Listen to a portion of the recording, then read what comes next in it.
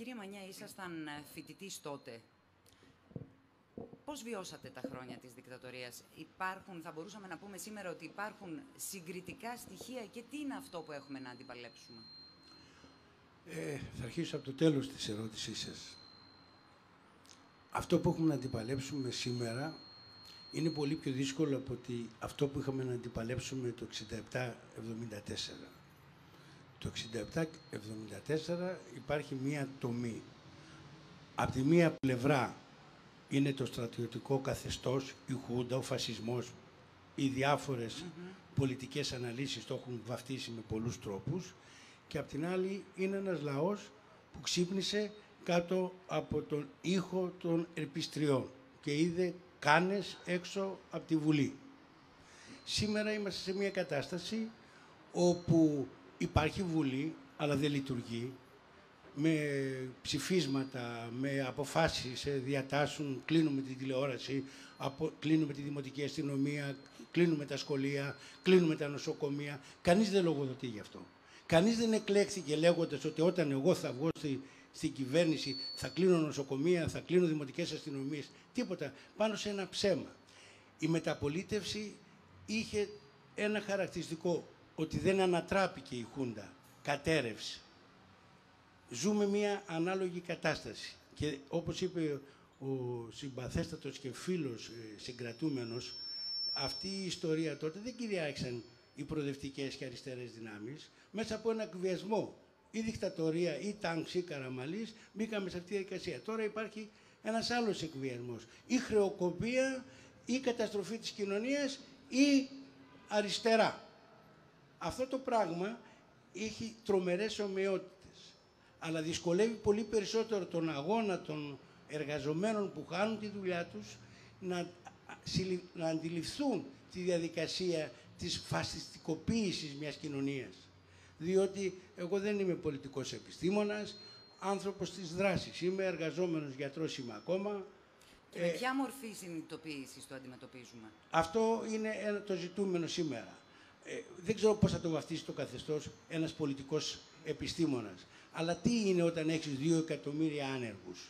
Τι είναι όταν έχεις 600.000 εργαζόμενους που δεν πληρώνονται? Τι είναι όταν έχεις μαύρο στην οθόνη σου? Τι είναι όταν ένα πρωί ξυπνάς και έχεις χάσει τη δουλειά σου? Τι είναι όταν τα παιδιά που πάνε στα τεχνικά λύκεια το Σεπτέμβρη δεν θα έχουν σχολείο? Εγώ δεν μπορώ να του δώσω τίτλο αν είναι Χούντα ή δεν είναι Χούντα, αν είναι φασισμός ή όχι. Είναι ένας κοινωνικός αποκλεισμός, είναι μια κατάργηση των διαδικασιών των πολιτικών, πράγμα που σημαίνει ότι ο λαός πρέπει να το αντιμετωπίσει σαν μεγαλύτερο πρόβλημα, σαν μεγαλύτερο δυνάστη από ό,τι ήταν οι στεγνοί και στιγνοί στρατοκράτες. Αυτό είναι το ζητούμενο σήμερα. Και μεσολάβησαν χρόνια εντός πολλών εισαγωγικών ευμάρειας, τα οποία μέσα από δόλιες διαδικασίες εξέθρεψαν τον κοινωνικό αυτοματισμό που έχει μετατραπεί σε κοινωνικό κανιβαλισμό. Απολύονται οι εργαζόμενοι και γίνονται δημοσκοπήσεις και βγαίνουν προς τα έξω ότι το 60% συμφωνεί, αγνοώντας ότι η σειρά του έρχεται αύριο, τη μεθεπόμενη. Όλη αυτή λοιπόν η διαδικασία δεν ξέρω αν έχει νόημα να τη βαφτίσουμε Χούντα ή όχι. Για μένα είναι φασισμός. Όταν δεν λειτουργούν οι θεσμοί της δημοκρατίας, όταν εξαθλιώνονται εκατομμύρια πολιτών σε μια χώρα και δεν μπορούν να κάνουν τίποτα, διότι έχουν κυριαρχήσει στα μυαλά μας. Έχει μεσολαβήσει 23 χρόνια, 24 της υποτιθέμενης ελεύθερης ραδιοφωνίας και τηλεόρασης, η οποία κυριάρχησε στα μυαλά μας. Όταν το σύστημα κυριαρχήσει στα μυαλά μας, τότε είναι δύσκολο να το ανατρέψουμε. Αλλά θα γίνει αυτό. Διότι το ίδιο έγινε και με τη Χούντα. Τα πρώτα 3 χρόνια καμάρωνε ο Παπαδόπουλος ότι να, ο λαός δεν λέει τίποτα, με θέλει. Σιγά σιγά όμως ο λαός συνειδητοποίησε τι ήταν η δικτατορία και την ανέτρεψε. Μάλιστα. Κύριε Παπαχρήστο, σαν μέλος της Συντονιστικής Επιτροπής τότε του Πολυτεχνείου, τι διακυβεύτηκε τότε? Τι είδους συμβιβασμός ήταν εκείνος και τι σήμερα? Επειδή όταν έκλεισε η τηλεόραση εδώ και το ραδιόφωνο, ο τελευταίος φίλος μας, δημοσιογράφος, είπε η εποχή, αυτό που γίνεται θυμίζει Πολυτεχνείο.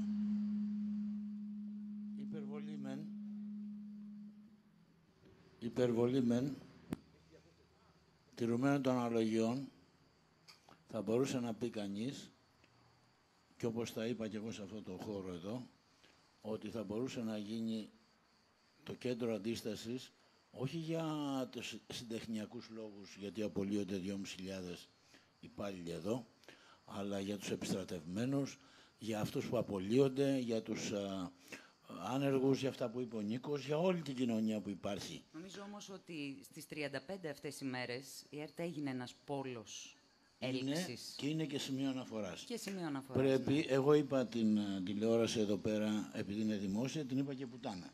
Αφού έχει τα βατζίδες, αφού έχει τα κόμματα που τους φέρνουν εδώ και θα έχουμε και προβλήματα με τους Ρουφιάνους από μέσα, αυτή τη στιγμή μιλάμε. Άρα πρέπει να γίνουν καθαρά τα πράγματα, γιατί δεν αφορά εμάς εδώ, γιατί εγώ είμαι και σημαδεμένος με το ραδιόφωνο. Σημαδεμένος από το Πολυτεχνείο με το ραδιόφωνο. Και εδώ κάνω 20 χρόνια ραδιόφωνο. Και όπου έχω δουλέψει στα ιδιωτικά κανάλια με έχουν απολύσει. Έχει δύναμη. Ο λόγος όμως. Όχι, μην πω κουβέντες τώρα χοντρές. Επειδή όμως άρχισες με το θέμα της δημοκρατίας και της μεταπολίτευσης. Το κλείνω λοιπόν αυτό το λίγο που είπα, γιατί εγώ πιστεύω από την πρώτη στιγμή που έγινε μεταπολίτευση, στις 24 Ιουλίου, ότι η Χούντα έπεσε στην αγκαλιά αυτών που την εξέθρεψαν. Αν δεν είχε γίνει η ζημιά στην Κύπρο, δεν ξέρω αν θα συνεχίζανε, θα είχαν βρει το μοντέλο αλλά Τούρκα. Θα ήταν στρατιωτικοί από πίσω και θα είχαν τους Ρουφιάνους μπροστά, τους Καλιγκάτζαρους, να κάνουν, γιατί είχαν βρει και τον Μαρκεζίνη και είχαν βρει και τον Αβέροφ. Και θα κρατούσε μέχρι τα τώρα, δεν ξέρω. Άρα, όταν δεν πήγαινε στο Προεδρικό Μέγαρο, και είναι ο Μάκης ο Μπαλαούρας εκεί που πήγαμε μαζί μια φορά με το μηχανάκι, είναι γιατί πίστευα όταν τους έβλεπα τη Φιέστα και την αριστερά μέσα και τους διάφορους, οι μισοί ήταν χουντικοί που πηγαίνουν εκεί πέρα για την αποκατάσταση της δημοκρατίας. Και δεν πήγα ποτέ. Και πήγαμε μια φορά όταν έγραψα κάτι και λέει ο Παπούλιας θα την κάνουμε όρθια και το πρωί και δεν θα πίνει κανείς τίποτα. Και φυσικά ήπια 10 βυσσινάδες. Νόμιζα ότι πίνω κανένα ουίσι. Δηλαδή είχαν καταλάβει και οι ίδιοι ότι η αποκατάσταση που έγινε δεν ήταν αποκατάσταση δημοκρατίας. Ήταν αποκατάσταση δική τους. Δηλαδή πριν τη Χούντα που ήρθαν οι ίδιοι, ο Καραμαλής με την κυβέρνηση που κάνανε τότε και μάλιστα την κάνανε πρόστιχα και την ίδια μέρα που έγινε το Πολυτεχνείο. Σε ένα χρόνο μέσα.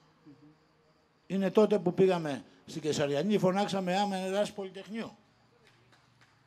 Τέτοια πράγματα γίνανε. Και μας την παίζανε και μπήκαμε στην αποχουντοποίηση, μπήκαμε στο παιχνίδι τους και λένε τώρα και η γενιά του Πολυτεχνείου φεύγει για την κρίση. Τη σημερινή.